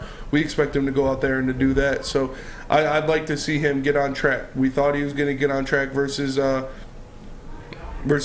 Akron, but that ended up not happening. So I expect him to go out there and play well. I still have faith in Peyton Thorne. I think he can be a good quarterback in college football, so I expect him to go out there and right the ship and get on track against Washington, where I do expect them to win because, like you said, yeah, it is, you got to pay attention. When you pay Mel Tucker that much money, it does mean something. You have high expectations for him.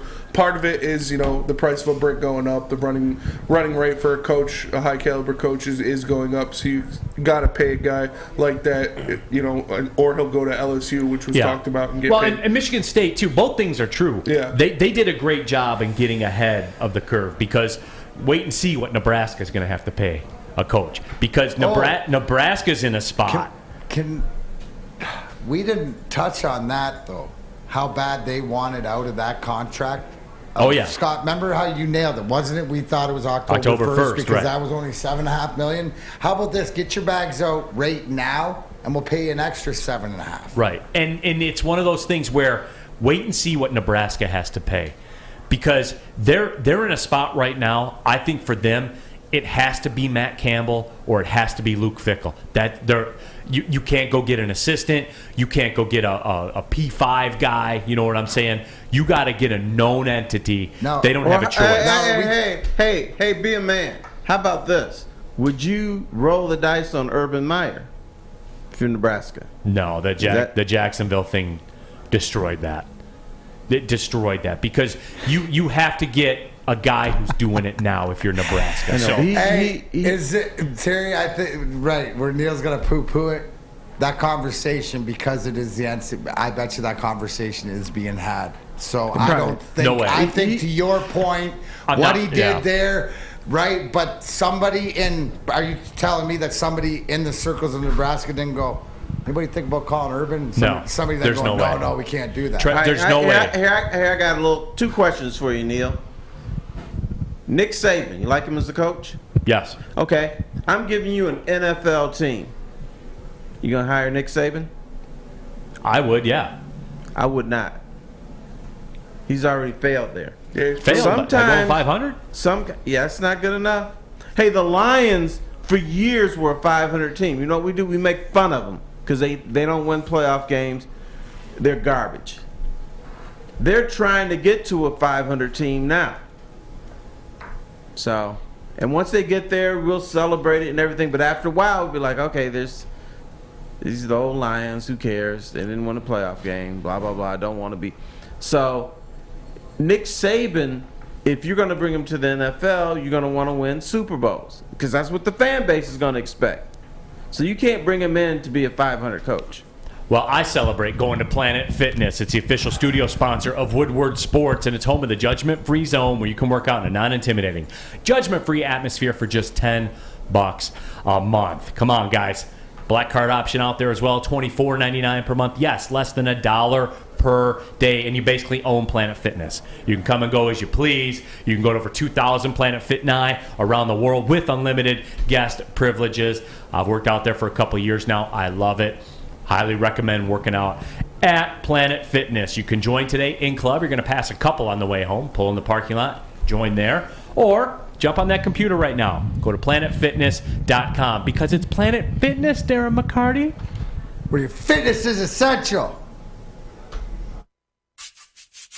You don't have to go to the beach, man. You don't have to get your butt crack full of sand. You just need a little chili peppers, man, to get that glowing beach chili peppers tan. Woo! With 26 locations in the Metro Detroit area and more coming, Chili Peppers Tanning is where you'll find the cleanest salons in the D. Join the Pepper Club for the best deals on unlimited tanning. Head to chilipepperstanning.com. You just need a little chili peppers, man. A ton of fun, a ton of sports, and a ton of man-meat. Welcome to the Woodward Heavyweights, live daily 5 to 7 p.m. on Woodward Sports. The sports marketing agency would not be who we are without great community partners like Higuera Health and Carol Zuniga. It's an awesome opportunity to partner with your organization. Higuera Health is a comprehensive behavioral health organization. We serve children through older adults with mental health, substance use, and developmental disabilities across Western Wayne counties, and really excited to now be in downriver communities as well. Give us a call at 734-458-4601. At Alta, uptime matters. Alta Equipment has everything you need to get the job done right. Have a bog project coming up, Alta Rent has you covered. Call them today, 844-GO-TO-ALTA. That's 844-GO-TO-ALTA. Coming down the stretch, Big D Energy, Neal Ruhl, Darren McCarty, Terry Foster, Sam Flannel, Spencer Racksta here in the building. Talking a little college football, and we'll have more college football. And guys, I'm going to tell you this right now. The get right's not looking good for this weekend. I'm just not feeling anything on the board, and I don't force it. If the receiver's not open, I ain't throwing the ball. Well, then save it then. Yeah, they're as it sits right now, I'll do another comb through on Thursday night. But as it sits right now, I don't have a heck of a lot for you. 20-7, you're not You know what? jeopardizing the 20-7. Don't feed us every week. We don't deserve it. Because the only time we say anything to you is when you lose. So you know what? You should say to hell with everybody. I'm going to let y'all flounder for a week. I'm going to chill out. Right. If you don't feel it, then don't feed us. And I got nothing. Yeah, as of right now, I don't have anything for you guys. So I'll take another spin around the board on Thursday night, but I'm just not feeling it. Michigan playing UConn. Big game. Big game for the Can't wait for Michigan that one. Wolverines. Big game. Sam Flannel, he's hyped. He's ready to go. Spencer brought up a great question, and I pose it to you guys. So D-Mac, T-Foss, whichever way you guys want to go with it. Does J.J. McCarthy need to validate? And we do this a lot, right? Where we look at things and say, all right, the decision is made. I think that, yes, to some standpoint, he does need to validate. Granted, 70%, 75% of the fan base have their guy now, so they don't care. The savior's there. The modern-day Drew Henson is back and ready to roll. But with all that being said, D-Mac, to me, does he need to validate what he did against Hawaii? I don't think it's up to him. I think the coaching staff will make sure he does, though. Okay, so is anybody else, right? So as a fan, it seems that we've all indoctrinated JJ as a starting quarterback. But has Jim Harbaugh?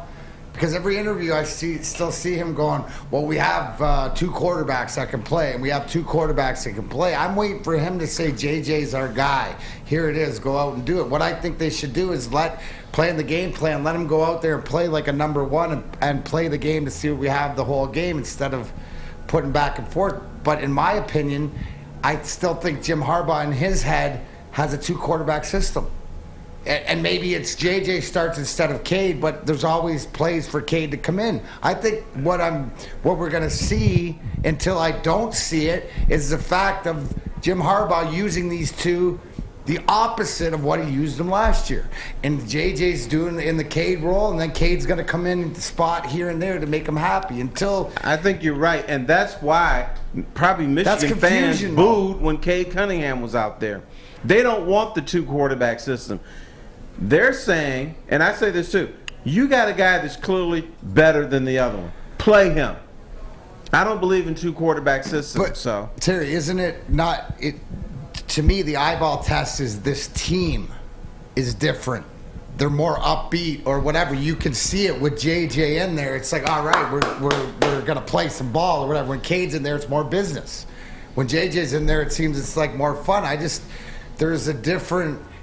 I don't know. Am I the only one that sort of like watches this and sees this? No, I see that too, and I also like if they're using Cade and how they used JJ last year, it doesn't make sense to me because Cade doesn't do anything better than JJ. So like last year, you bring in Cade or you bring in JJ because he's got the threat of his legs, he's got the big arm. This year, if you bring in Cade, like it's like he's gonna hand the ball off real well. It's more so of finishing a game or having possession of the ball or 3 runs and stuff like this, or maybe a small throw. It's nothing exciting, right? Yes. Maybe it is to finish off games, but to me, so the question is, yes, maybe the fan base and people who watch Michigan think that the quarterback controversy is over and it's JJ's team, but I don't think the head coach, his mentality is that way. I think he's still trying to figure a way out to keep them both happy. This whole thing I mean, this whole thing reeks of goofy ass Harbaugh, man. Like it just does. Like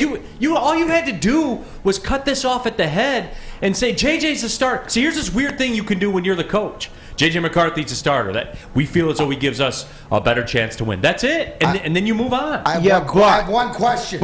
Why hasn't one question needs to be answered? Why has Cade McNamara not transferred? If he's not, why has they're both? You don't hear anything out of that. Maybe they like camp University that they're not of Michigan. content. What? Maybe he's content with where he is. Maybe he likes his school. But you ask why this is happening. Here's what I think is happening. Jim Harbaugh realizes JJ is the better quarterback, but he doesn't want to completely screw a guy that was the quarterback when Michigan won the Big Ten, beat Ohio State, and went to the playoffs. So he doesn't want to he wants to try to keep them both happy. But I think it's going to be the exact opposite this season. JJ is going to be the starter, and Cade's going to come in situations where you're like, okay, what's he doing out there? And that's why Michigan fans will boo that decision. Yeah, and I didn't want it to devolve into this because I knew it was going to, and we can't get past it. You know, the original question still stands. Does JJ need to validate what he did against Hawaii? And I broadened that question to say the coaching staff does. And but you wouldn't have to. It just, all of it feels unnecessary to me. Like, he's going to be the starter, so we move on. If we're a big-time college football program, sometimes big boy decisions have to be made. And we've seen that time and time again with Alabama's and the SEC powerhouses where they will step up and make the decision. And guess what? That's the decision. I mean, Sam Flannel, like, I bring you in as the Michigan slap. I guess just give you does he need to validate what he did? But you can't. Can you against UConn? No, you can't. That's the thing. Of course, JJ McCarthy came in against Hawaii and just. But then you can't say. Well, see, he's better when you play Hawaii. Well, that is true to an extent. But the way he was able to throw the ball down the field, the way he was able to spread it around and actually run, the offense looked more exciting. Like D-Mac said, the wide receivers, the running backs just looked more lively. The wide receivers are like, I might actually get some targets today. I think validating, if you mean he has to play well this season, he has to sort of reward the faith. I don't even know if it's faith, because if it was real faith, they would have started him at the beginning of the year. But reward the faith, then yeah, he has to validate, because we have seen some Michigan quarterbacks, and I'm not saying this is going to be JJ, that have been a bit of a flash in the pan. Hello, Joe Milton and Tate Forcier. I think JJ McCarthy is way more talented than those guys. I think he's the most talented quarterback Michigan football has ever had, and I know I'm going to get some heat for that, but really look back. JJ McCarthy is the most physically gifted quarterback Michigan has ever had. That's not what I was told. When John O'Corn rolled in. Oh, John O'Corn. Those were great days. If you're the Michigan quarterback, you have to validate every week. It's a really pressure situation. If you're the Lions quarterback today, you don't have to validate every week. I mean, you're in, and people are going to defend you no matter what. But I think he's validated himself from this standpoint. He has shown that he's physically more talented than Cade McNamara. It doesn't matter who they're playing. You can see that. Whether they're playing Hawaii, Brother Rice, Sisters of the Poor. I believe that's the schedule next season. Bishop Sycamore. Yeah. Yes, all those guys. You can see he can do more things than Cade McNamara. But I still believe Harbaugh's like, look, even though that might be true, Cade, as starting quarterback, got us everything we wanted last year. I don't want to completely screw the kid and just bench him and never play him again. But like Spencer said, why would you bring in Cade McNamara when the game is actually on the line? JJ has the better skill set. JJ brought some things to the table last year that even Cade McNamara couldn't do. Look at the Michigan State and Ohio State game. He had the best throw of the game in both of those games. And one of the best throws I've ever seen in that Ohio State game. Oh my God, it was like 31 yards to Rowan Wilson down the sidelines. That's an NFL level throw. So bringing Cade McNamara in, what's he going to do? Like I said, hand the ball off, because he hands the ball off so well. What a leader Cade McNamara is. The way he just gives it to Hassan Haskins. He transferred that leadership into Hassan Haskins. But hey, this guy's a Michigan fan, right? Yeah. Okay, I was just who wondering. throws a better pass in the flat than Cade McNamara? Nope. Roman Wilson, that one where he actually took it 61 yards. Come on now, that's the easiest throw that a quarterback can make. Cade McNamara did nothing in game 1. He was awful. Come on, Terry, you're joking. And he came in against the Hawaii team and looked bad. He had 3 and outs, had an interception. Like, covered the spread. Dude's going to be starting for Bowling Green next year. He's starting at Iowa. Yeah. That's what I keep hearing. You could go to Iowa. For sure go to Iowa. Oh my God, that's actually a smart decision for him. That's a match Iowa, made in Cade. heaven. Yeah, and that's perfect. He could have or 14 Wisconsin. points a game. Yeah. Probably all they need. It's better than Spencer Petras. Spencer Petras. Doesn't deserve that name. Where can folks get their Lions coverage at? Oh, you can get it at the Brass Rail every single Sunday from 11 a.m. to 1 p.m. This weekend, we are doing a live pregame show featuring Ermanni, Edwards, and Maz from the Brass Rail. And afterwards, we're going to have a watch party with pizza. And I'd like to see all of you guys down there for this big game versus the Washington Commanders, this must-win game. So come see us, come party with us, come hang with us, come talk to us for the Lions pregame show from 11 a.m. to 1 p.m. at the Brass Rail this Sunday, September 18th. See you there. 3 NBA championships. Detroit fans were there. 11 Stanley Cups. Detroit fans were there. 4 World Series wins. Detroit fans were there. And that one Lions playoff win in 1991. Yeah, Detroit fans were there. Woodward Sports, where the fans are. Hi, I'm John from Better Rate Mortgage, and to me, family is more than blood. That's why I have the biggest family in Metro Detroit. If you're looking to buy a house or refinance and need a loan, come get treated better than family by me and our entire team here at Better Rate Mortgage. We pride ourselves on giving you better advice, better service, and a better loan experience. That's why we are Better Rate. If you're looking for a new mortgage, come get treated like family. Actually, better with Better Rate Mortgage. Visit us at mybetterrate.com or call at 248-480-4467 today. We don't like to brag that we are the toughest sports network in Detroit, but we do have a guy named Darren McCarty on our side. Lemieux and McCarty, who've had a good knockdown drag up. There they go, right on the whistle. They were talking to one another. Woodward Sports. What's up, everybody? Summer ain't dead yet, and neither is the official drink of summer, the Mulligan, of course, made with Gypsy vodka. If you're out on the golf course, if you're hanging out in the backyard, if you just got done mowing the lawn, the Mulligan is calling your name. Now, they're 8%. I can't stress this enough, so tread lightly, okay? But they do taste delicious. Especially, we got some 90-degree days coming up next week. Summer ain't dead yet, everybody. So cool off with a nice 8% Mulligan made with Gypsy vodka. Ask for it at the local golf course or pull up on a Total Wine store near you. Ask for it by name. It's the Mulligan made by the fine folks at Gypsy Vodka. They're 8%. As always, drink responsibly. Coming towards the end, Big D Energy, Woodward Sports Network, Neal Ruhl, 4-time Stanley Cup champion, D-Mac, Darren McCarty, Detroit sports media icon, Terry Foster, Sam Flannel, Spencer Raxter. Yes, the most stacked lineup in Detroit sports media today. That is fact, not opinion. I did have it, and this question just popped inside my head because we were talking about it. You guys have heard me discuss it in the past, and I want to go to our resident Michigan Slappy, Sam Flannel. And this is off the sheet. Nobody knew this was coming or anything like that. And all of you, the people who pay for Michigan tickets, who buy your Michigan season tickets, and we've laughed at it to some degree, the Colorado State, Hawaii, UConn non-conference schedule. Next year, the East Carolina, UNLV, Bowling Green non-conference schedule.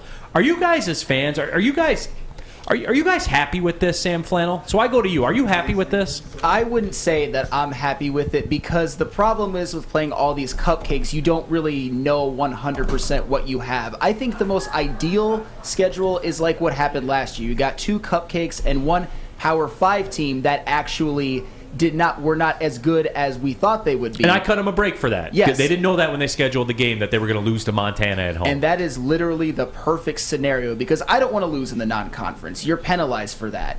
You just are. Even if it is to like a good team, you're going to get penalized for that. But I don't want to have some of the worst college football teams I've ever seen back to back to back. You want at least one semi-test so that you know a little bit of what you have. I mean, I don't think anybody can really gauge how good this Michigan team is because they were favored by, 28, 52, and 47. I don't know if I've ever seen anything like that. So to that extent, I do not like it. But if I'm being honest, I love watching them win, but there's no drama. There's no sort of gauge that you can gain from just beating these teams. I mean, anybody could look good against UConn, Hawaii, and Colorado State. I mean, the fourth stringers could probably go in and beat them by 30. So from that angle, I don't. Last year is the perfect scenario for me. Let me answer that question. Do they enjoy the schedule? No. But they enjoy tailgates on the golf course, tailgates at the high school. They enjoy the atmosphere. They enjoy singing Hail to the Victors. They enjoy seeing Michigan score a bunch of touchdowns. These games are not games. They're more of, they're exhibitions, but we don't call them that in college football. This is exhibition football, a preseason football, but we just don't call it that because you want to still charge full ticket prices. You still want to be able to get your personal seat license money. And I don't think most Michigan fans care. They're like, we're going to see my team win, going to sing the victors, have a good time, tailgate, get drunk, and go home. Double-edged sword. They don't want anything different because this is the way the college football with the Final Four played out. We might see it change when they go to the 12 teams or the competition, but I doubt it. But here's the double-edged sword, right? Because if you're a fan, Michigan fan, it's more or less, to Terry said, what are the other things, the amenities that you're going to enjoy and do you enjoy about it until you got to play those a couple, the Michigan State game, the Ohio State game, right? Every now and then, another game along the way that comes in, a Penn State or something, of Wisconsin or something like that. No, those are off the table. But what I'm saying is that you don't think that on any given Saturday that those organizations could beat. Because what you're doing is you're taking the record to give you an opportunity, because everybody, I'm going to pay the money, but I know that even this year with a one loss to Ohio State, I could still get in the college playoffs. So it's a double-edged sword. What do you want? Do you want a tougher schedule and have the opportunity to maybe lose one or two games and not be there at the end? Or a softer schedule with these games that you're going to pay for, and then your record's there, and then you could be there at the end? YouTube chat thread, Go Blue says it seems smart and wise to me, which I agree with. That's exactly how I would roll because there's no penalty for it. Go Blue says it'll change after the expanded playoff. See, I don't think that. I don't think that it will at all. If anything, it'll get worse because want to go the other way because teams want to make sure that they have all the all the games. Sam mentioned, look at the point spreads in these games, right? So if you have a point spread early in your season, you're pretty much guaranteed to win those games, and that's what you'll need. I tend to agree, Neal, with the person in the comment that we'll see more competitiveness with the 12, but we really don't know until that schedule comes out whether it's going to be 2 years or 3 years. Yeah, and it's just, for me, I just wonder as the consumer, but you're right, because what's the experience? The consumer, hey, Terry just nailed the consumer. It's the tailgate. It's the atmosphere, and that's what these games are for. Sam, is it fair enough to say that, because you look at these games, but you're going to enjoy the experience more than, say, when it is the Ohio State or the Michigan State game, where you're going to be dialed in, and that's where your anxiety to the football game itself? Oh, these type of games are the most chill, fun atmospheres you can possibly have because there is a little bit of anxiety, like last year against Ohio State. This year versus Michigan State, I'm not going to enjoy that game one bit. I'm going to be on pins and needles the entire time. So there is something to be said about going to a game that you know you're going to win. You can just kick back, relax, and just watch the team play and watch the team dominate. I mean, as a sports fan, I know sometimes we want competition, but there is nothing quite like just kicking back and watching a game and just chilling out, because that is just such a fun experience for me as a Michigan fan and someone who goes to a lot of games. Wow. I tell you what, when I was a youngster, I went to see Michigan play Navy. I think the score was 70-14. I had a blast. It was fun. I like hearing people standing up, sitting down. I like seeing the whole bowl field and everything. It was fun. I didn't care if they won 70-14. I think I've been. I think there's a lot of people like that. I think I've been to 3 Michigan games. 2 of them were Michigan State, but one was the most fun game I had at Michigan Stadium when it took Griffin was a 42-7 win over Indiana. You know, like something like that. But you'd enjoy the whole 100,000 people and the atmosphere. To your point, so I think that. And here's the thing, yeah, right? Sam nailed it as the Michigan, for the most part, Michigan fans are okay with it because they know what each game represents. And sometimes it's more I know, of the and we hangout. answered that the other day when we were out of Feldman Chevrolet when we said, would you rather go to the playoff or would you rather beat Ohio State? And they all said we'd rather beat Ohio State. That's not winning. Including Not all, myself. but a majority. What, 80%? I asked that question on Twitter, and I would say 60%, 65% said they'd rather beat Ohio State. That blows me away, man. It's because of all the pain we've experienced as Michigan fans in the past 20-plus years. This whole millennium, honestly, having to just be their whipping boy, having to hear all the Ohio State fans and all those Ohio State teams have successes, win national championships, and us as Michigan, it's kind of hasn't been the greatest era, especially against Ohio State. I don't think there's ever been more dominance in the rivalry than Ohio State over Michigan in the past 25 or so years. So that's where it comes from. They've kind of been the unbeatable bully, and that's why it's imperative. If Michigan even goes to the playoff and loses to Ohio State, I'm not happy, and maybe that makes me a bit of a sociopath, but damn it, that's what us Michigan fans are, and I don't care. Love That's your just how we are. self-awareness. So Our own Andrew Jonah, our YouTube chat thread, I'd love to see Texas or Notre Dame play at the Big House. Well, according to the way the schedule is set up right now, you'll get your chance with Michigan in 2027. They're scheduled to play Texas at the Big House, but they're also scheduled to go to Texas in 2024. I'm not convinced that's going to happen. Let's go. That ain't happening. No. There's no way. There's no way they're going to do that. Don't get your tickets. You know what? You know why I don't want to go to the Texas game? It's too damn hot down there. Are you talking about the weather or the women? And all the snakes. There's too many 95 snakes. degrees. I don't want to go to a football game. It's 95 degrees. Too many snakes in Texas. I'm good on that. Let me tell you about the Sports Marketing Agency. They help spread awareness about mental health and substance abuse. Their podcast, it's called This is the F Word, helps spread awareness of fentanyl and other addictions that, let's be real, they're plaguing our communities right now. Go to thesportsma.com. Again, thesportsma.com if you're struggling. If you know somebody else who's struggling. The Sports Marketing Agency, they are here to help. You're an ugly guy, and that's okay because you've outkicked your coverage with your significant other. Well, that's good news for you.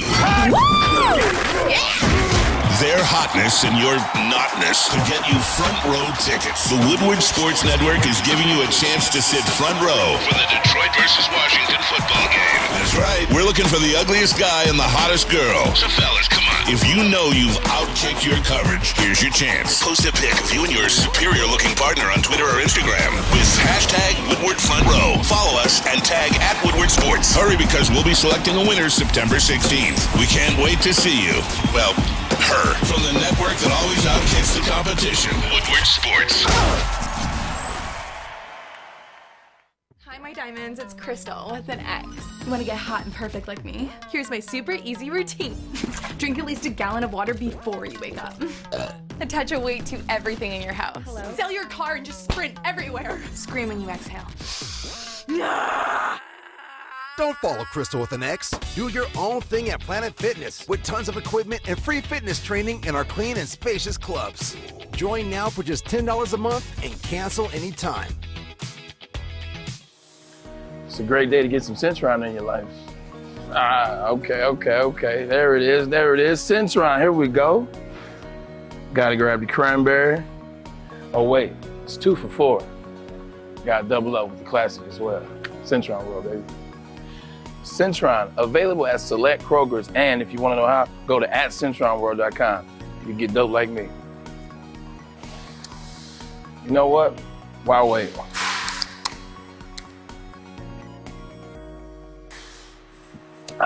Great taste, guaranteed. stuff? No, it's big. What's going on, everybody? It's Spencer for the Foaling Warehouse in Hamtramck. You know it, you've heard of it. It's the home of the original football bowling pin game called Foaling. Multiple different ways you can play. They've got $12 open unlimited play. You can stay there open until close. Have a good time. They also have private lane reservation, $120, 10 to 12 people. You get your own lane. You can bring in any type of food you want. If you get thirsty, they have a $2 mystery beer vending machine. You pop in $2, pops you out a good beer. No hassle, no fuss needed. If you know what you want or you want to make a decision, there are multiple fully loaded bars for you to choose from. So make sure you come check them out in Hamtramck or visit them online at foalingwarehouse.com. Again, that is foalingwarehouse.com. Back at it. Final segment of the show. You can ask the legends. Darren McCarty, Terry Foster. Got a question for them. Go ahead and fire away. YouTube chat thread, Greg, but you have to beat Ohio State in order to get to the championship. Not so fast, my friend. Always. Not this year. You play a one-score game, you're getting in. And then in the future, you don't have to beat them because there's going to be 12 teams. Right. I'm just telling, and I'm starting to hear other media entities in this town talk about that too. I wonder where they got that idea from. But not this year.